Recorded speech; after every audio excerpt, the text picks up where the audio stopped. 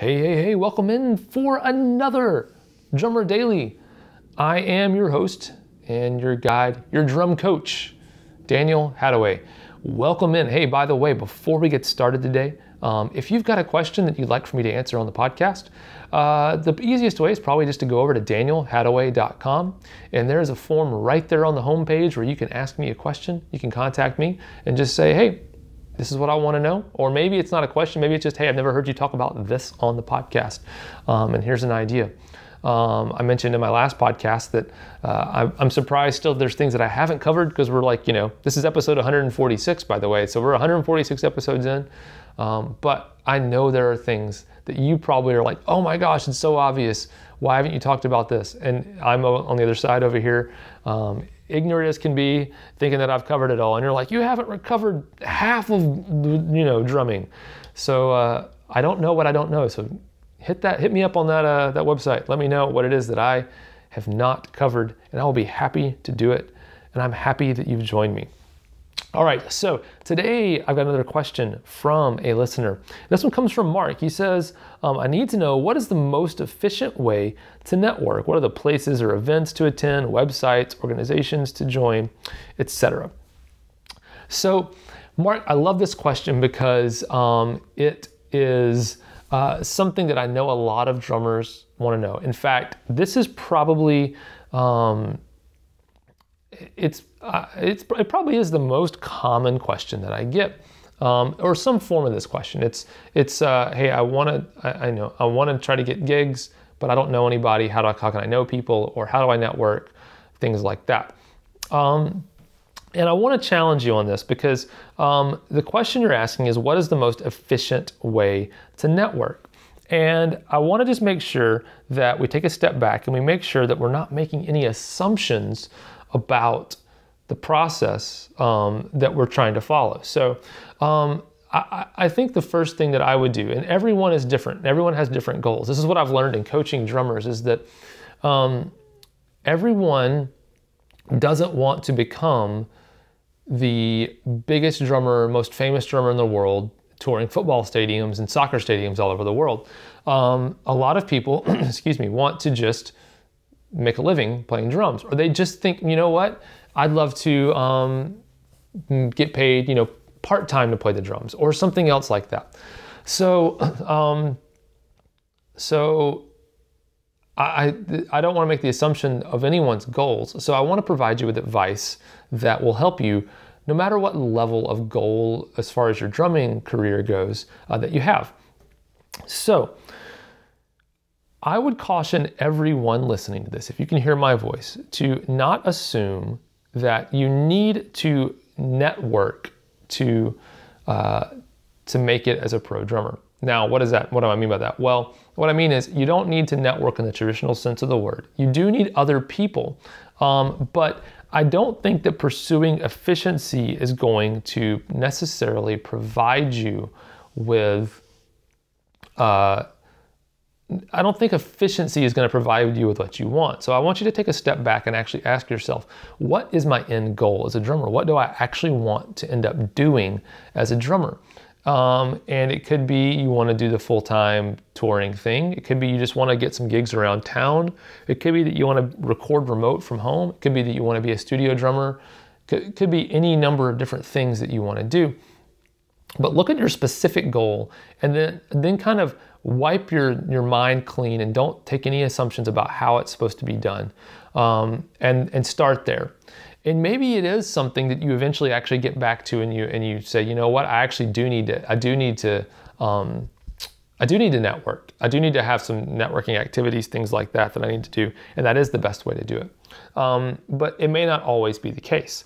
But I know that you're asking, I think what you're saying is that you need to meet people who may be able to provide you with paying gigs.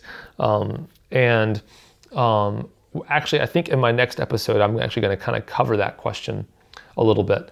So listen to the next episode. That'll be episode number 147 when it comes out. But anyway, to answer your question, I would say this.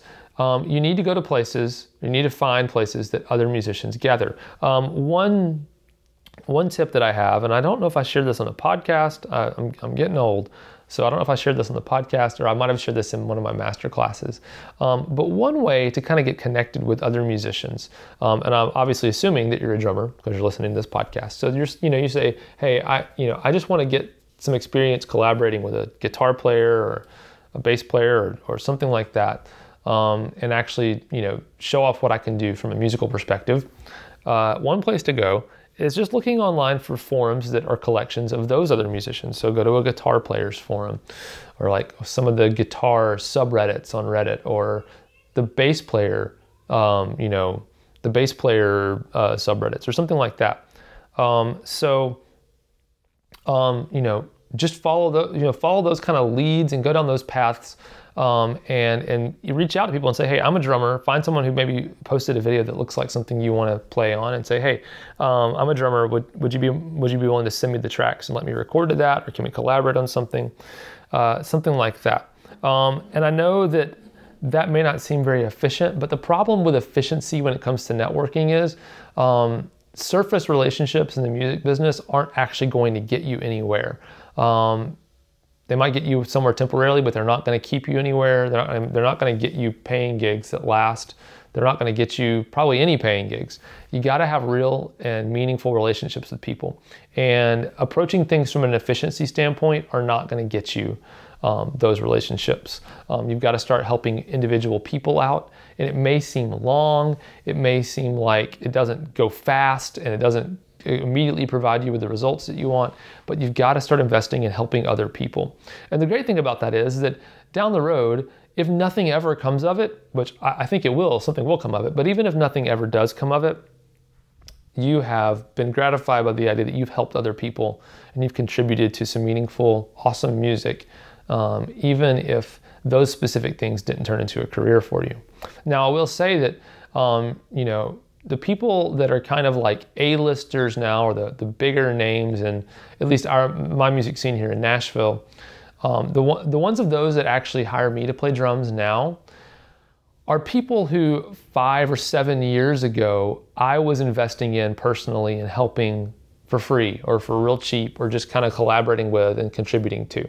I wasn't approaching it from a networking perspective. I got to know these people on a real level when they were just kind of getting their feet wet in the industry in their own way, and just helped them out. And so that's what's worked for me. And so that's what I want to encourage you to do, is that, the people that you work with now, if you work with enough people and you sincerely try to help other people with what they're trying to do musically, from a drumming perspective, from your own perspective, if you do that enough, then 5 or 7 years from now, or a little bit down the road, some of those people will be those A-list people, and they will still call you. And what's great is that once those people start calling you, you start working with those people, once they keep calling you as their careers progress, and you're the guy getting called, other A-listers are going to call you because they see you working with those A-listers. They don't know the reason why you're working with those guys is because you've known them for years and years and years, and you've kind of come up with them. They just see you doing the work and they're like, that guy's good enough, I'm gonna call him. That's what happens with me. And so that's what I think will work for you as well. But I will tell you one more thing. There is a website that a friend of mine from high school started. It's called that'smygig.com. It's just that'smygig, GIG.com. And it is a membership site where a lot of touring acts post gigs that are available for auditions, things like that, looking for drummers, looking for all other kinds of musicians and things like that. But that might be one place you look. If you think you're ready to actually jump into the touring world and that's what you want to do, and you want to, you think your playing's up there and you're ready to do something like that, head that direction. Maybe that's something you can do. Or if nothing else, go check it out and just explore and see what the requirements are, how people are speaking, how they're at, what they're looking for in drummers. A lot of those things are listed out in these listings, and so check that out. And I'll also put this in the show notes, so you can go check out danielhadaway.com/146, and I'll have a link to that site there as well. But I hope that helps you. Great question, Mark. And thanks for writing in and asking. And I hope this helps you out a little bit. And I hope this helps you out wherever you are in your drumming career. I hope that this inspires you to take some action, to maybe reevaluate how you're thinking about your drum career, how you're thinking about it, making the next steps and making this thing happen for you. But thanks for listening to Drummer Daily, and we'll talk again real soon. Bye for now.